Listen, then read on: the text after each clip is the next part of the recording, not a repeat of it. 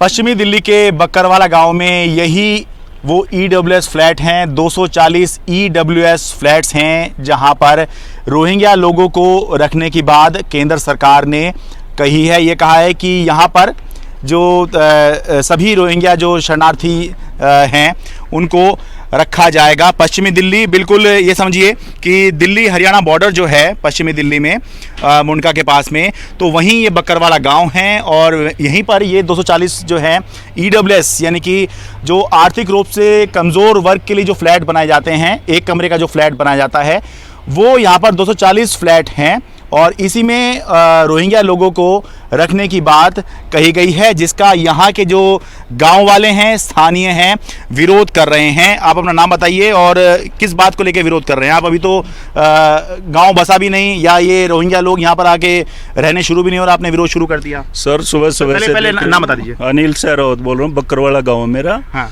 और इनके आने से हमारे गाँव को और देहात को बहुत बड़ा नुकसान है और ये बहुत इनका क्रिमिनल रिकॉर्ड है। जितने भी दिल्ली में दंगे हुए हैं, हाँ, ये रोहिंग्याओं ने किए हैं, जितने भी किए हैं। अच्छा, तो ये अगर यहाँ आ गए तो ये हमारे पूर्वजों की ज़मीन है और अगर ये यहाँ पर आ गए तो हम बाहर जाएंगे और ये अंदर रहेंगे। इनकी संख्या बढ़ती जाएगी और यहाँ पे क्राइम होगा बहुत ज़्यादा और हम बिल्कुल भी इनको यहाँ आने नहीं देंगे और बसने नहीं देंगे। नहीं, पर ये बात किसने कही कि दंगे इन्होंने करवाए? या बिल्कुल करवाया, आप रिकॉर्ड चेक कर लो इनका, कहीं भी जहांगीरपुरी में हो इन्होंने करवाए और काफ़ी जगह जो पत्थरबाजी होती है इन्होंने करवाई है। आपने ऐसा सुना है कि भाई हुए थे तो इनका हाथ रहा? देखते हैं हम, न्यूज़ में भी देखते हैं। इनका जो पता चला कि केस लगे जो इन पे लगे हैं, जो इंक्वायरी हुई तो इनमें इन्हीं का पता चला है फिर।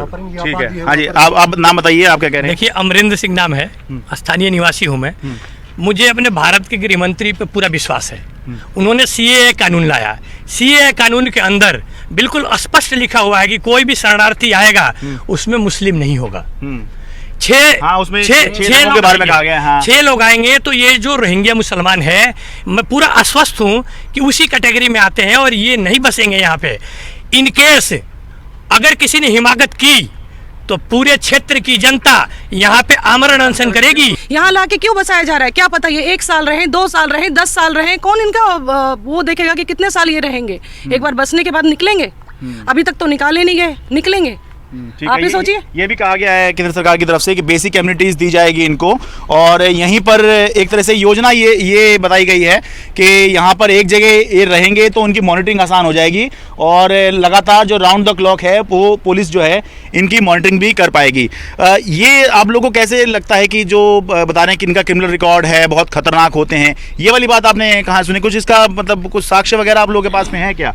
साक्ष्य हमारे मतलब ठीक है, ये विदेशी हैं और ये कहा गया है केंद्र सरकार की तरफ से कि ये शरणार्थी है तो हम सम्मान करते हैं क्योंकि इंसानियत के नाते ये सब किया गया है।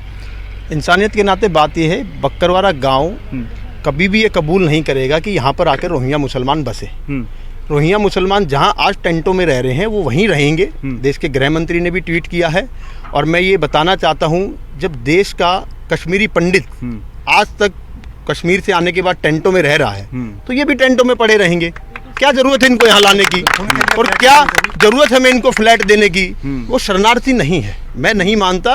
वो देश में तारों के नीचे से आए हैं और तारों के ऊपर से उनको फेंका भी जाएगा और ये हिंदुस्तान उनको तारों के ऊपर से फेंकेगा भी। उनको यहाँ नहीं आना चाहिए और ना हम किसी कीमत पे आने देंगे और ना केंद्र सरकार इसके पक्ष में है कि वो यहाँ पर आए। हमारे गृह मंत्री ने ट्वीट भी किया है कि जो जहाँ है वो यहीं रहेगा। और वो पहले केंद्र सरकार ने कहा कि यहाँ पर इनको शिफ्ट करेंगे, उसी के बाद में फिर देखो केंद्र सरकार ने कहा, हरदीप पुरी ने जो ट्वीट किया, मैं खुद सोचकर हैरान हूँ कि वो ट्वीट कैसे हुआ है, किस परिस्थिति में हुआ है। क्या उस ट्वीट से कहना चाहते हैं? पूरी डिटेल है कि भाई हम शरणार्थी, क्योंकि वो शरणार्थी हैं तो हम सम्मान कर रहे हैं इसलिए यहाँ शिफ्ट करेंगे। हम खुद हैरान हैं, बक्करवाला कोई इतनी दूर कोई क्यों आएगा? नहीं, वो ट्वीट है, उसको उसमें सुधार भी किया जाएगा और केंद्र सरकार करेगी और इसीलिए हमारे देश के गृह मंत्री ने आगे आकर इसको ट्वीट किया है कि जो जहाँ है वो यहीं रहेगा, यहाँ वो किसी कीमत पर नहीं आएंगे और ना किसी कीमत पर गाँव, कॉलोनी, DDA फ्लैट, बापड़ोला गाँव, आसपास का दिल्ली देहात उन्हें यहाँ किसी कीमत पर आने देंगे। हाँ जी, आपका क्या नाम है? आपका बता रहे थे। सर अशोक राय हूँ मैं, RWA प्रेसिडेंट B2 का।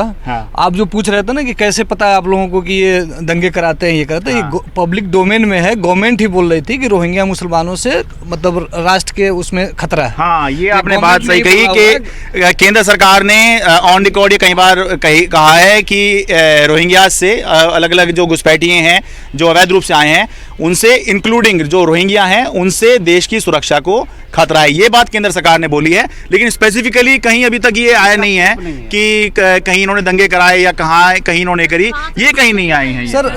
सर आपको मैं कहना चाह रहा हूँ कि इनके पास कोई फिक्स कोई रोजी रोजगार तो है नहीं।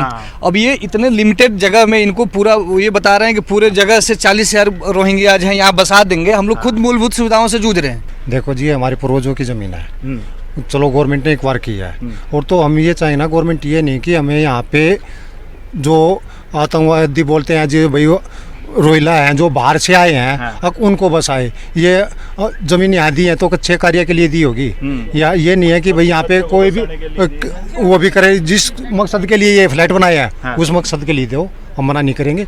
लेकिन ये नहीं है कि यहाँ से दूसरे आर्थिक रूप से कमजोर वर्ग के लिए ईडब्ल्यूएस नाम है। हाँ जी, और तो आप उनको दो, हमें कोई एतराज़ नहीं है। लेकिन वाकई में अगर यहाँ रोहिला आए तो हम बिल्कुल इसके खिलाफ हैं, ठीक है, और हम ये बिल्कुल सहन नहीं करेंगे। इसके लिए मारने के लिए तैयार है। यहाँ रोहिंग्या मुसलमान नहीं बसने देंगे जी, बिल्कुल भी, बिल्कुल साफ ऐतराज है पूरे गांव को, देहात को। यहाँ पे पहले भी हमारे ऐसे जो काम कहीं पे भी नहीं होते यहाँ किए जाते हैं, और अब ये रोहिंग्याओं को भी यहाँ पे बसाया जा रहा है, तो हम ऐसा बिल्कुल नहीं होने देंगे। ये बिल्कुल पूरा गाँव और लोकनायकपुरम देहात सब इकट्ठे है, और धीरे धीरे हम इसका पूरा वो करें, चाहे कुछ भी करना पड़े इसके लिए। बहुत बहुत शुक्रिया।